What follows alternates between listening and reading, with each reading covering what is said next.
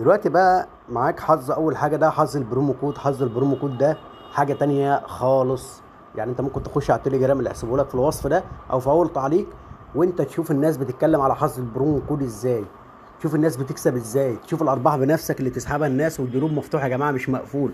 يعني اللي يحتاج اي مساعده اي حاجه يكلمني على طول فوري، واللي عايز يعمل سحب او ايداع في لاين بيت يكلمني على طول فوري. تمام.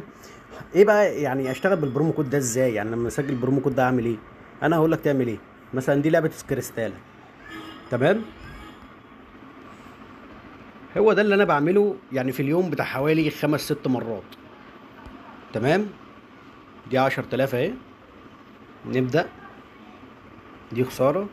طبعا حسابنا كان 200. تمام. كده فيها تاني ان شاء الله. فيها تاني برضو. دي كده 6000. كده بقت 11000 مكسب. تمام. دي بقى 39 29000. بقت 38000. تمام. بقت 41000. تمام. كده احنا كسبنا ايه؟ 22000 جنيه.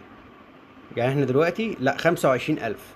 احنا كنا بادئين 200. يبقى انا اعمل ايه دلوقتي؟ يبقى انا كده اخد هدنه بقى ساعه ساعتين. هبدا بقى ان انا هلعب تاني. في ناس ماشيه بنفس الاستراتيجيه دي والله معايا، وشغاله سحب وايداع معايا على طول دايما. تمام.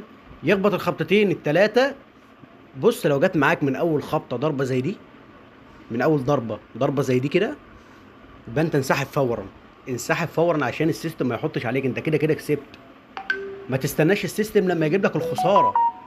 تمام. طيب اسيبكم انا عشان في واحد عايز يعمل ايداع اهو. تمام. نعمل له الايداع وبعد كده ايه؟ نبدا كمان ساعه كده هوريكم برضو استراتيجيه تانية في لعبه تانية.